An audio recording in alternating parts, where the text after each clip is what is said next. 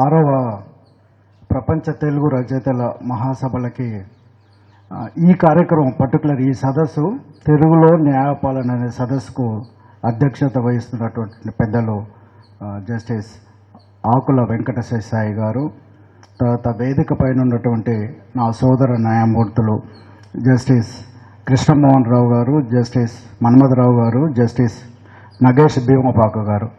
ఇప్పుడే పెద్దలు చెప్పినట్టు పైన ఒక ద్వయం, కింద ఒక ద్వయం. పైన ఏమో ప్రసాద ద్వయం, కిందేమో లక్ష్మీనారాయణ ద్వయం. మండలి బుద్ధప్రసాద్ గారు, యార్లగడ్డ లక్ష్మీప్రసాద్ గారు, ఇద్దరు లక్ష్మీనారాయణ గారికి. తర్వాత నగేష్ భీమపాక గారి కుటుంబ సభ్యులు వచ్చారు, వారికి. చాలామంది న్యాయవాదులు వచ్చారు. మా భానుప్రసాద్ గారు, కేబీ భానుప్రసాద్ గారు సీనియర్ అడ్వకేట్ వారు. తర్వాత స్వరూప్ పూరెల్ల గారు, మా కొండపర్తి శ్రీనివాస్ గారు. ఇంకెవరైనా పేర్లు మర్చిపోతే అన్యదా భావించవద్దు. ఈ కార్యక్రమానికి విచ్చేసిన మీ అందరికీ కూడా నమస్కారం. అయితే నేను మా జ్యుడిషియర్లో ఏంటంటే ఇదంతా బ్రిటిష్ సిస్టమ్ కదా, ఈ సీనియారిటీ ప్రోటోకాల్ అంటారు.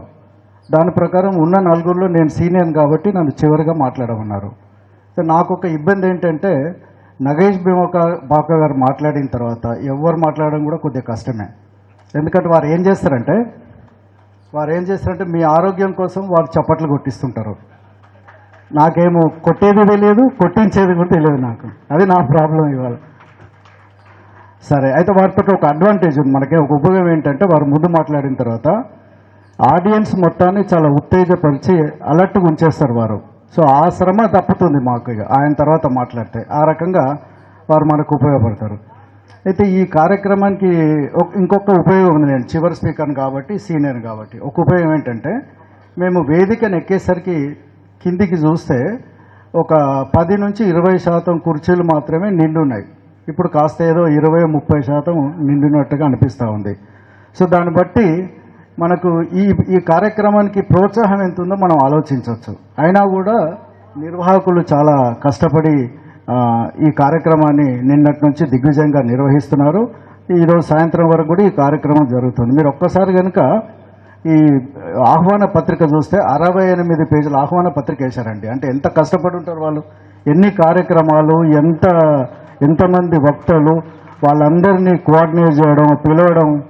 సో వాళ్ళు చేస్తున్నటువంటి ఈ కార్యక్రమానికి ఏదో ఉడతా భక్తిలాగా నాకు బుద్ధప్రసాద్ గారు ఫోన్ చేశారు. సార్ మీరు రావాలంటే నేను చెప్పాను, నేను వచ్చేస్తాను, మీ అందరితో కాసేపు గడుపుతాను, నా యొక్క అభిప్రాయాలు మీకు తెలియజేస్తానని చెప్పి నేను ఇంత దూరం రావడం జరిగింది.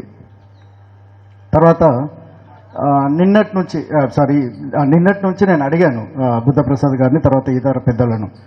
నిన్నటి నుంచి కూడా అందరూ వక్తలు రకరకాల సదస్సులు, రకరకాల టాపిక్స్, వీటన్నిటి మీద కూడా తెలుగు యొక్క ప్రాముఖ్యత, తెలుగు యొక్క ఇవన్నీ కూడా వారు నిన్నటి నుంచి చెప్పడం జరిగింది.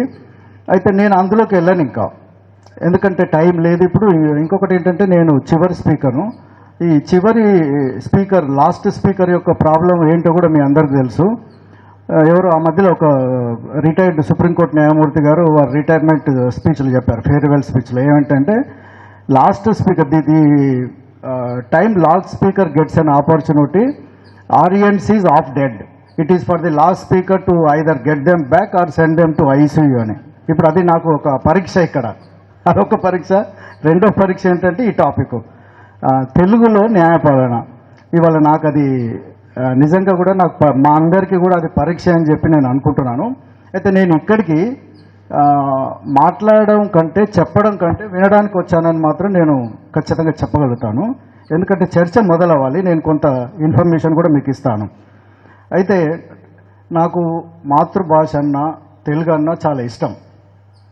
నేను హైదరాబాద్లో సిట్టింగ్ జడ్జిగా ఉన్నప్పటికీ కూడా ఎవరైనా పిలిస్తే సాహిత్య కార్యక్రమాలకు కానీ, పుస్తక ఆవిష్కరణ సభలకు కానీ, చిన్న వాటికి నేను కార్యక్రమాలకు వెళ్తుంటాను నేను. అయితే అక్కడ పరిస్థితి ఏంటంటే మొన్ననే రమణాచారి గారు చెప్పారు, కేవీ రమణాచారి గారు. పరిస్థితి ఏంటంటే వేదిక మీద ఉన్న వాళ్ళకంటే 2 మాత్రమే కింద ఉంటారు. ఇది అక్కడ ఉన్నటువంటి పరిస్థితి. మరి ఇక్కడైతే నాకు తెలియదు. కృష్ణమోహన్ గారిని కానీ మనోదర్ గారిని కానీ అడుగుతా నేను. అయినా కూడా వెళ్తున్నాం, ఎందుకంటే మాతృభాష మీద, తెలుగు మీద ఉన్నటువంటి మమకారంతో. పైన 5 మంది ఉంటే కింద 10 మంది, అయినా కూడా వెళ్తున్నాం, తప్పట్లేదు. ఈ మధ్యలో నన్ను ఒకరు తోలుబొమ్మలాట మీద ఒక కార్యక్రమం జరిగితే Ravindra Bharati main hall book చేశారు, రమ్మన్నారు. చిన్నప్పుడు ఎప్పుడో 50 ఏళ్ల క్రితం చూసాం తోలుబొమ్మలాట, ఒకసారి చూద్దామని వెళ్ళాను. అక్కడ ఒక పద్మశ్రీ, ఆయన అనంతపూర్ నుంచి వచ్చున్నారు. వారిని చూసే అవకాశం, వారిని సన్మానించే అవకాశం నాకు దొరికింది తోలుబొమ్మలాట చూడమే కాకుండా. సో ఇలాగా తెలుగు గురించి మనందరికి ఉన్నటువంటి మక్కువ, ముఖ్యంగా మండలి బుద్ధప్రసాద్ గారు, తర్వాత ఈ నిర్వాహకులు పడుతున్నటువంటి శ్రమ మనందరం గమనించాం ఇవాళ. అయితే ఎవరికి నచ్చినా నచ్చకుండా నా అభిప్రాయం ఏంటంటే, మాతృభాషలో భావ వ్యక్తీకరణ అనేది చాలా బలంగా ఉంటుందండి, ఎవరికి నచ్చినా నచ్చకుండా. ఈ మధ్యలోనే ఒక మన జస్టిస్ పిఎస్ నరసింహ గారు, వారు కూడా మన తెలుగువారు, వారు ఒక సమావేశంలో కలిసినప్పుడు నన్ను అడిగారు, లక్ష్మణ్ మన పరిస్థితి చాలా టఫ్ కదా, అంటే కఠినం కదా అని అన్నారు. ఎందుకు సార్ అన్నారు. మన ఆలోచన అంతా ఏమో తెలుగులో ఉంటుంది, తీర్పు మాత్రం ఇంగ్లీష్లో రాయాలి. కష్టం అంటే నిజంగా కష్టం సార్, అసలు నా ప్రకారం మన జాబే కష్టము. వినాలి, మళ్ళీ తీర్పులు రాయాలి, కరెక్షన్ చేయాలి, ఫేర్ కాపీ ఇవ్వాలి, లేట్ అయితే ఒక సోషల్ మీడియా, ఎర్లీగా ఇస్తే ఒక సోషల్ మీడియా, ఒకలాగా రాస్తే ఒక మీడియా, ఇంకొకలాగా రాస్తే ఒక మీడియా. డెఫినెట్గా జడ్జి జాబ్ అనేది టఫ్ జాబే సార్, అపార్ట్ ఫ్రమ్ ఈ మన తెలుగులో ఆలోచించి ఇంగ్లీష్లో తీర్పు చెప్పడం అని నేను చెప్పడం జరిగింది. అది వాస్తవంగా మన అనుక్షణం మన మాతృభాషలో ఆలోచిస్తుంటాం, మనది తెలుగు కాబట్టి. సో మనం తీర్పు రాయడం మాత్రం ఇంగ్లీష్లో రాయాలి, కొద్దిగా కష్టమే, అయినా కూడా ప్రయత్నం అయితే జరుగుతూ ఉంది. ఇంకొక సమస్య ఏంటంటే, న్యాయస్థానాలలో భాష వచ్చేసి ఇంగ్లీష్. దీనికి సంబంధించి ఒక 4 ప్రొవిజన్స్ మీకు చెప్తాను నేను. ఒకటి ఆర్టికల్ 348 1A అండి. ఇదేం చెప్తా ఉందంటే, గవర్నర్, వర్డ్ మే అని యూజ్ చేశారు, governor may with the previous concerns of the president authorize use of Hindi or any regional language as high court language. So ఇక్కడ 2 విషయాలు, ఒకటి గవర్నరు, రెండవది previous consent of the president. So ఇది ఆర్టికల్ 348. దీని గురించి కొద్దిగా మళ్ళీ విపులంగా చెప్తాను. రెండవది ఏంటంటే section 137 of CPC, section 272 of CrPC. ఈ 2 కూడా జిల్లా కోర్టులలో మాతృభాషలో కోర్టు ప్రొసీడింగ్స్ జరపవచ్చు అని చెప్పి ఆ 2 చెప్తా ఉంటాయి. ఈ 3 కాకుండా ఇంకొక ప్రొవిజన్ ఉంది, section 7 of official languages act అని చెప్పి. అది కూడా గవర్నర్కి పవర్ ఉంటుంది. తర్వాత previous consent of the president, అది కంపల్సరీ. అయితే ఇప్పుడే మండలి బుద్ధప్రసాద్ గారు చెప్పినట్టు 1960లోనే ఇది చర్చ ఎప్పుడో మొదలైంది. మీ అందరికి తెలుసు, మొఘల్స్ ఉన్నప్పుడు ఉర్దూ, బ్రిటిష్ వాళ్ళు వచ్చినప్పుడు ఇంగ్లీష్, ఇలా రూపాంతరం చెందుతూనే పోతూ ఉన్నాయి ఇవన్నీ. సో 1962లోనే ఒక జీవో ఇచ్చారు అప్పటి గవర్నమెంట్, ఏంటి, సివిల్ కేసులన్నీ కూడా తెలుగులో జరుపుకోవచ్చు, కోర్టు ప్రొసీడింగ్స్ అన్నీ కూడా తెలుగులో జరుపుకోవచ్చు అని చెప్పి. 74లో ఇంకొక జీవో వచ్చింది, సిఆర్పి అంటే ఈ క్రిమినల్ కేసులు కూడా తెలుగులో జరుపుకోవచ్చు అని చెప్పి 1974లో. మరి ఇంప్లిమెంట్ అవుతున్నాయా లేవంటే అది మీరు ఆలోచించాలి, ఇంకా అది విషయం. అయితే దీనికి సంబంధించి ఇంకొక విషయం చెప్తానండి నేను. 21/5/1965లో ఒక క్యాబినెట్ సబ్ కమిటీ ఒక డిసిషన్ తీసుకుంటుంది. ఆ నిర్ణయం ఏంటంటే, సపోజ్ ఇప్పుడు ఒక రాష్ట్రం నుంచి ఒక ప్రపోజల్ వస్తుంది, ఒక ప్రతిపాదన, ఏమని, కోర్టు ప్రొసీడింగ్స్ తెలుగులో జరపాలి, మాతృభాషలో జరగాలి, లేదా ఆ లోకల్ లాంగ్వేజ్లో జరగాలని ఒక ప్రతిపాదన వచ్చినప్పుడు మరి ఏంటి చేయాలి అనే ఒక చర్చ 1965లో వచ్చినప్పుడు క్యాబినెట్ సబ్ కమిటీ 21/5/1965 రోజు ఒక నిర్ణయం తీసుకున్నారు. అలాంటి ప్రతిపాదన ఏదైనా వచ్చినప్పుడు తప్పనిసరిగా చీఫ్ జస్టిస్ ఆఫ్ ఇండియా యొక్క కన్సల్టేషన్ చేసి జరిగి తీరాలని చెప్పి. So chief justice of India consultation అంటే, చీఫ్ జస్టిస్ ఆఫ్ ఇండియా గారు వారంతల వారు ఏ నిర్ణయం తీసుకోరు, వారు ఏం చేస్తారంటే ఫుల్ కోర్ట్ అంటే అందరూ జడ్జిలతో కూడినటువంటి సమావేశం, దాన్ని ఫుల్ కోర్ట్ అంటారు. సో అయితే ఆ నిర్ణయం తీసుకున్నారు 21/5/1965 రోజు. అలాంటి ప్రతిపాదన వచ్చినప్పుడు కంపల్సరీగా సిజేఐ గారిని కన్సల్ట్ చేసి వారి యొక్క అభిప్రాయాన్ని అడగాలి. చీఫ్ జస్టిస్ ఆఫ్ ఇండియా అంటే సుప్రీంకోర్టు అభిప్రాయం అడగడం అనేది వాళ్ళ యొక్క ఉద్దేశం ఆ రోజుకి. అయితే ఈ లోపలనే ఒక ఇంపార్టెంట్ ఈవెంట్ జరిగింది. ఏంటంటే 1950లోనే రాజస్థాన్ వాళ్ళు హిందీలో హైకోర్టు కార్యక్రమాలు నడపొచ్చని వాళ్ళు ఒక ప్రతిపాదన లాగేశారు 1950లోనే. ఈ 21/5/60 తర్వాత 1969లో ఉత్తరప్రదేశ్ వాళ్ళు, 1971లో మధ్యప్రదేశ్ వాళ్ళు, బీహార్ వాళ్ళు 1972లో చీఫ్ జస్టిస్ ఆఫ్ ఇండియా గారిని కన్సల్ట్ చేయడం, మాతృభాషలో ప్రొసీడింగ్స్ జరగడం అదంతా మొదలెట్టారు. అయితే ఇక్కడ ఇంకొక చిన్న విషయం చెప్పాలి మీకు. ఇలా ప్రపోజల్స్ వస్తున్న సందర్భంలో ఈ 21/5/1965 క్యాబినెట్ నిర్ణయం తర్వాత చాలా రాష్ట్రాలు గవర్నమెంట్ ఆఫ్ ఇండియాకి ఒక ప్రతిపాదన పంపించారు. ఏ రాష్ట్రాలు అంటే తమిళనాడు, గుజరాత్, ఛత్తీస్గఢ్, వెస్ట్ బెంగాల్, కర్ణాటక, వీళ్ళందరూ కూడా గవర్నమెంట్ ఆఫ్ ఇండియా పర్మిషన్ అడిగారు. మేము మా హైకోర్టు కార్యక్రమాలను మేము మాతృభాషలో జరుపుకుంటాం, మాకు అనుమతి ఇవ్వండి అని చెప్పి. మీకు ఇంతకుముందు చెప్పాను కదా, 21/5/1965 క్యాబినెట్ డిసిషన్ ఏంటంటే సుప్రీంకోర్టును చీఫ్ జస్టిస్ ఆఫ్ ఇండియాని కన్సల్ట్ చేయాలి. కన్సల్ట్ చేశారు వాళ్ళు. చెప్తే supreme court chief justice of India గారు ఏం చేశారంటే ఫుల్ కోర్టుకు పెట్టారు. ఫుల్ కోర్టు డిస్కషన్స్ అన్ని చేసిన తర్వాత వాళ్ళు నో అనడం జరిగిందండి ఈ స్టేట్లో. అయితే మళ్ళీ ఒక్కసారి ఏమైందంటే తమిళనాడు వాళ్ళు మళ్ళీ ఒక ప్రపోజల్ పంపించారు. ఏమని, మీ యొక్క నిర్ణయాన్ని పునఃపరిశీలించండి, రివ్యూ చేయండి అని చెప్పి మళ్ళీ ఒక ప్రతిపాదన తమిళనాడు నుంచి మాత్రం వెళ్ళింది. రెండోసారి కూడా మళ్ళీ గవర్నమెంట్ ఆఫ్ ఇండియా ఏం చేసిందంటే చీఫ్ జస్టిస్ ఆఫ్ ఇండియా యొక్క కన్సల్ట్ చేస్తే మళ్ళీ ఫుల్ కోర్ట్ మీటింగ్ జరిగి రెండోసారి కూడా వాళ్ళు నో అని చెప్పడం జరిగింది. ఇంతవరకు బాగానే ఉంది. అయితే ఇందులో మొదటిసారి కానీ రెండవసారి కానీ తెలుగు రాష్ట్రాల నుంచి ప్రతిపాదన గవర్నమెంట్ ఆఫ్ ఇండియాకి అందలేదు. ఇది ముఖ్యం. మండలి బుద్ధప్రసాద్ గారు చాలా బిజీగా ఉన్నారు, వారు వినాలి. ఇప్పుడు మొట్టమొదటిసారి కానీ రెండోసారి కానీ మొట్టమొదటిసారి 8 రాష్ట్రాలు పంపాయి, మాకు పర్మిషన్ ఇవ్వండి, మేము తెలుగులో కోర్టు ప్రొసీడింగ్ జరుపుకుంటామని. మొదటిసారి సీజే గారు ఫుల్ కోర్టు నో అన్నదండి. రెండోసారి కూడా తమిళనాడు పంపించినప్పుడు నో అన్నది. 2 సార్లు కూడా తెలుగు రాష్ట్రాల నుంచి ప్రతిపాదన లేదు. ఇది 21/5/1965 క్యాబినెట్ నిర్ణయం ప్రకారం తెలుగు రాష్ట్రాలు ఇంతవరకు ప్రతిపాదన పంపలేదు. నేను ఎందుకు చెప్తున్నానంటే మనం ఎక్స్క్లూజివ్గా తెలుగులో న్యాయపాలన అనే ఒక సదస్సే పెట్టుకున్నప్పుడు మరి ఇవన్నీ మాట్లాడాల్సినటువంటి పరిస్థితి ఉంది. తర్వాత మేము ఫేస్ చేస్తున్నటువంటి ప్రాబ్లమ్స్ కూడా ఇప్పుడే కృష్ణమోహన్ గారు చెప్పారు, మన్మథరావు గారు చెప్పారు, నగేష్ గారు చెప్పారు, ఈవెన్ స్వయాన బుద్ధప్రసాద్ గారే చెప్పారు. నేను కూడా చెప్తాను కొన్ని నా యొక్క అనుభవాలు. సో ఇది పరిస్థితి అండి. సో ఈ పరిస్థితిలో మనం ఏం చేయడం అనేది నేను ఇప్పుడు చెప్పాను కదా, నేను ఇక్కడ చెప్పడానికి రాలేదు, వినడానికి వచ్చాను. మీరందరూ ఏమేమి ప్రతిపాదనలు చెప్తారు, మీరు ఏం సూచనలు ఇస్తారు, ఏం సలహాలు ఇస్తారు, అవన్నీ తీసుకొని దాన్ని ప్రాక్టికల్గా ఏ రకంగా మనం ఇంప్లిమెంట్ చేయగలుగుతామో మనం ఆలోచించాల్సిన అంశం ఇది. డిస్కషన్ జరగాలి, చర్చ జరగాలి, డిస్కషన్ జరగాలి. అప్పుడు మాత్రమే ఒక కార్యక్రమాన్ని ముందుకు తీసుకొని వెళ్ళగలుగుతాం అనేది నా యొక్క అభిప్రాయం. అయితే ఇప్పుడు మీకు ఇక మన విషయానికి వచ్చేస్తండి.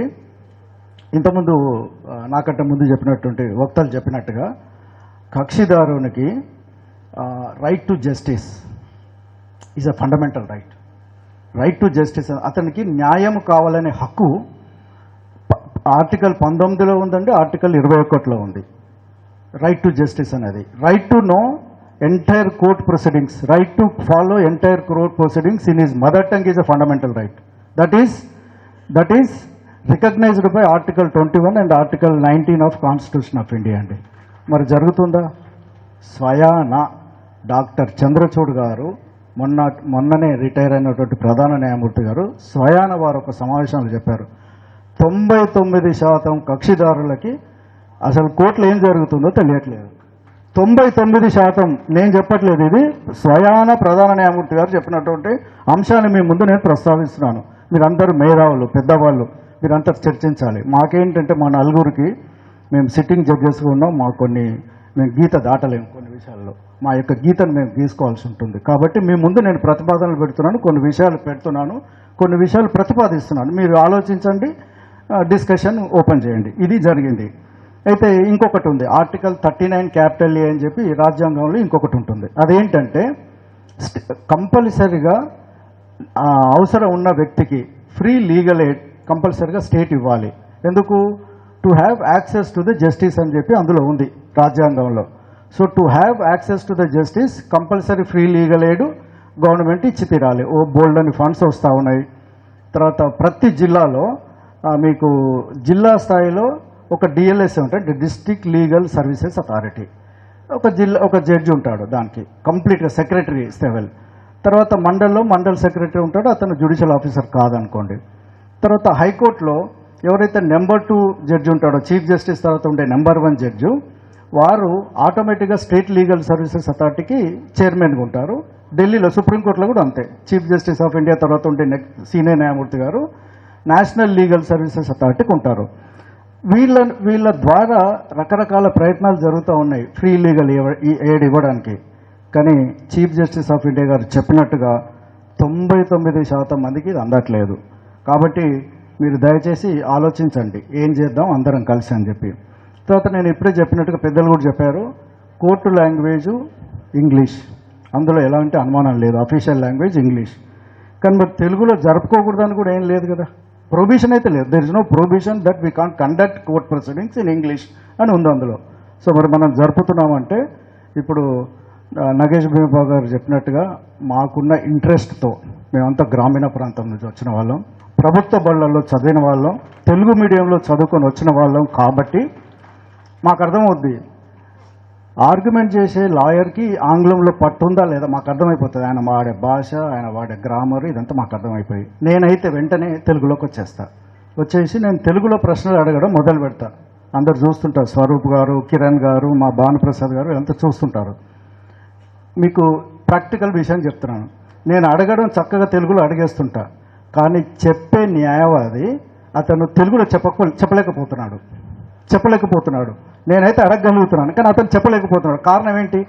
ఇప్పుడే కృష్ణమోహన్ గారు చెప్పారు, ఎక్కడ స్టార్ట్ కావాలి, మనం ఎక్కడ మొదలు పెట్టాలి. కోర్టులో న్యాయపాలన తెలుగులో జరపాలంటే మనం ఎక్కడ మొదలు పెట్టాలి ఆలోచించండి మీరు ఇప్పుడు. ఇది తర్వాత దానికి ముఖ్యమైన కారణం ఏంటంటే అండి, నా ప్రకారము మనం మొత్తం మనం చదువుకోవడం అంతా ఇంగ్లీష్లోనే చదువుకుంటున్నాం. పర్టికులర్లీ లా వచ్చేసరికి పుస్తకాలు లేవు, న్యాయశాస్త్రాన్ని తెలుగులో మనం చెప్పట్లేదు, తర్వాత ఎవరు తెలుగుని చదవట్లేదు. సో డైరెక్ట్గా వచ్చి కోర్టు ప్రొసీడింగ్స్ తెలుగులో జరపాలంటే ఎంత కష్టమో ఒకసారి ఆలోచించండి. మీరు చూసినట్టుగా కోర్టులో ఉండదండి. కోర్టులో ఏం జరుగుతుందంటే, పర్టికులర్లీ హైకోర్టులో ఇద్దరు న్యాయవాదులు ఆర్గ్యుమెంట్స్ చెప్పిన తర్వాత వాళ్ళ వాదాలను విన్న తర్వాత మేము వెంటనే 90% వెంటనే స్టెనోగ్రాఫర్ని పిలిచి మేము డిక్టేషన్ ఇచ్చేస్తాం. అయితే 100% వాళ్ళని కోర్టు మాస్టర్స్ అంటాం. ఆ డిక్టేషన్ తీసుకునే వాళ్ళను స్టెనోగ్రాఫర్ అంటాం, మేము కోర్టు మాస్టర్ అంటాం. స్టెనోగ్రాఫర్స్ వాళ్ళంతా వాళ్ళకి పెట్టే ఎగ్జామ్ ఇంగ్లీష్లో పెడుతున్నాం, వాళ్ళు పాస్ అవుతుంది ఇంగ్లీష్లోనే, మార్క్స్ కూడా మనం వాళ్ళకి వేస్తున్నాం దీనిపైనే. మరి తెలుగులో ఎట్లా టైప్ చేస్తారండి వాళ్ళు? తెలుగులో టైప్ చేయలేరు. ఎంతమందికి వస్తుంది తెలుగు? చాలామందికి రాదు, వాళ్ళకి టైం కూడా ఉండదు, వాళ్ళు తెలుగులో టైప్ చేయడానికి ప్రయత్నం చేసే అవకాశం కూడా లేదు. ఇది ప్రాక్టికల్గా జరుగుతున్నటువంటి పరిస్థితి. సో మేము ఇంగ్లీష్లోనే డిక్టేషన్ చెప్పాలి, వాళ్ళు ఇంగ్లీష్లోనే టైప్ చేయాలి, మేము ఇంగ్లీష్లోనే ఆలోచించాలి, ఇంగ్లీష్లోనే కరెక్ట్ చేయాలి, మీకు ఇంగ్లీష్లోనే తీర్పు ఇవ్వాలి. ఇది జరుగుతుంది. ఇది ప్రాక్టికల్గా జరుగుతున్నటువంటి విషయం. తర్వాత మరి స్లోగన్ ఏంటి? జ్యుడిషియరీ తీసుకున్నటువంటి స్లోగను అందరికీ న్యాయం అందుబాటులో ఉండాలి, justice at your door step అని చెప్పి రకరకాల కోర్టులు మనం ఓపెన్ చేస్తూ ఉన్నాం. ఇప్పుడు మీరు చూసుంటే ఒకప్పుడు జిల్లా కోర్టు జిల్లాలోనే ఉండేది. గ్రామీణ 200 కిలోమీటర్లు వచ్చి జిల్లా న్యాయస్థానానికి వచ్చి అతను సాక్ష్యం చెప్పడం కానీ అతను కోర్టు కేసు కండక్ట్ చేయడం కానీ జరుగుతుండే. ఇప్పుడు ఏమైంది? మండలానికి దాదాపుగా 2-3 మండలాలకు ఒక మ్యాజిస్ట్రేట్ కోర్టు వచ్చేసింది. చాలా అడిషనల్ జిల్లా కోర్టులు, సబ్ కోర్టులు, తర్వాత సరే హైకోర్టు అంటే ఒకటే ఉంటుంది, బెంచ్ల కోసం ఫైట్ చేస్తున్నారు, ఇది వేరు. సో స్లోగన్ ఏంటంటే అందరికీ అందుబాటులో న్యాయం ఉండాలనేది. మరి అందరికీ అందుబాటులో న్యాయం ఉందా అనేది మీరు ఒకసారి ఆలోచించండి. ఒకటి. రెండవది, ఇంకోటి ఏం చెప్తా ఉంది న్యాయ వ్యవస్థ? బ్యారియర్ ఫ్రీ జస్టిస్ సిస్టమ్, అంటే అడ్డంకులు లేనటువంటి న్యాయ వ్యవస్థ. అన్ని అడ్డంకులే, పొద్దుగాల లేవగానే అన్ని అడ్డంకులు మొదలవుతాయి. అడ్డంకులు లేని న్యాయ వ్యవస్థ లేదు. సో మనం మాట్లాడుతున్నది ఒకటి, చేస్తున్నది ఒకటి. ఇది మీరు ఆలోచించాల్సినటువంటి అంశం. తర్వాత విశ్వనాథ్ సత్యనారాయణ గారు చెప్తారు ఒకసారి, భావం లేకపోతే పదానికి తేజస్సు ఉండదని. భావం లేకపోతే పదానికి తేజస్సు ఉండదని. దీన్ని ఒక పెద్ద మనిషి చెప్తాడు, భావం భాషకు ప్రాణం, భావం తెలియని తీర్పు దస్తావేజుతో సమానం అంటాడు. అంటే భావం తెలియనటువంటి తీర్పు it's a paper court, paper degree అంటాం కదా మనం, కాగితపు దస్తావేజ్ మాత్రమే అంటారు. సో ఇది జరుగుతుంది 99%. సో అందువల్లనే ఇప్పుడే కృష్ణమోహన్ గారు చెప్పినట్టు 2019లో అంటే 2017లో అండి ఒక డిస్కషన్ మళ్ళీ మొదలవుతుంది. ఏదో సంఘటన జరుగుతుంది తప్ప తెలుగులో మాతృభాషలో కోర్టు ప్రొసీడింగ్ జరగాలనేది చర్చ ముందుకు రావట్లేదు. 2016లోనో 17లోనో గుజరాత్లో ఒక జర్నలిస్టు కోర్టు ధిక్కరణ ప్రొసీడింగ్స్ ఫేస్ చేస్తుంటాడు. చేసి అతను ఏం చెప్తాడంటే, నేను న్యాయవాదిని పెట్టుకోలేనండి, నా వల్ల కాదు, నాకు ఆ స్తోమత లేదు, నా కేసు నేనే ఆర్గ్యూ చేసుకుంటానని చెప్పి ఆ జర్నలిస్టు గుజరాతీలో ఆర్గ్యూ చేయడం మొదలెడతాడు. అప్పుడు అక్కడున్న న్యాయమూర్తి గారు ఆబ్జెక్షన్ చెప్తారు. Court language, official language English కదా, నువ్వు మరి గుజరాత్లో ఆర్గ్యూ చేస్తే నా పరిస్థితి ఏంటని ఆయన ఆబ్జెక్షన్ చేస్తాడు. మరి ఆయనకు గుజరాత్ వచ్చి ఆబ్జెక్షన్ చేశాడా లేకపోతే ఇంగ్లీష్ మీద ఉన్నటువంటి మోజుతో ఆబ్జెక్షన్ చేశాడో తెలియదు. నేను మాత్రం చేయట్లేదండి, నేను తెలుగులో చెప్తే మాత్రం చక్కగా వినేస్తున్నాను, వీలైతే తీర్పు చెప్పేస్తున్నాను.